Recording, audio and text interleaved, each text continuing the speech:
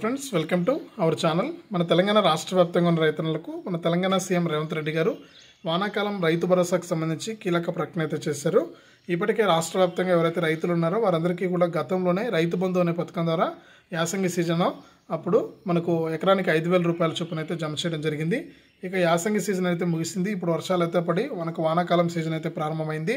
ఇక ఈ వానాకాలం సీజన్కి సంబంధించి పెట్టుబడి సాయం కోసం రైతులందరికీ కూడా రైతు భరోసా పథకాన్ని తీసుకొస్తామని గతంలోనే చెప్పడం జరిగింది. ఇక రైతు భరోసా పథకం ద్వారా రాష్ట్ర వ్యాప్తంగా ఎవరైతే రైతులు ఉన్నారో వారందరికీ కూడా ఎకరానికి మనకు 5,000 రూపాయలు అంటే 7,500 రూపాయల చొప్పున గతంలో 5,000 ఇచ్చేవారు.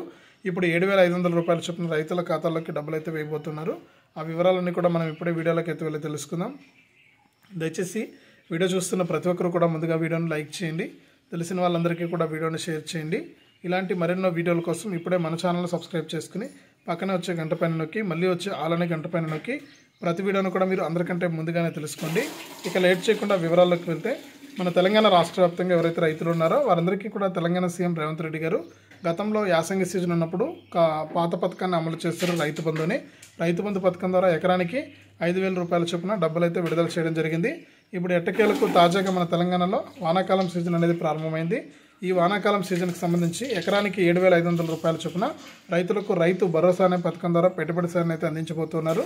ఇక ఈ పెట్టుబడి సాయం డబ్బులు జమ కావాలంటే ప్రతి రైతు కూడా ఈకేవైసీ అనేది చేసుకుని ఉండాలి, అలాగే ఎన్పిసిఐ లింక్ అనేది చేసుకుని ఉండాలి. ఇలా చేసుకున్న వారికి మాత్రమే డబ్బులు అయితే జమ అవుతాయని కూడా మన తెలంగాణ రాష్ట్ర ప్రభుత్వం అయితే సూచిస్తుంది. కాబట్టి రాష్ట్ర వ్యాప్తంగా ఎవరైతే రైతులు ఉన్నారో వారందరికీ కూడా మనకు ఈ విధంగా డబ్బులు జమ చేసే అవకాశం ఉందని కూడా మన తెలంగాణ రాష్ట్ర ప్రభుత్వం అయితే తెలియజేసింది. ఈ డబ్బులతో పాటు రాష్ట్ర వ్యాప్తంగా ఎవరైతే రైతులు ఉన్నారో వారందరికీ కూడా పీఎం కిసాన్ సమ్మాన్ నిధి పథకానికి సంబంధించి 17 విడత 2,000 రూపాయలు కూడా ఒకేసారి జమ అవుతాయని కేంద్ర మరియు రాష్ట్ర ప్రభుత్వాలు అయితే తెలియజేశాయి.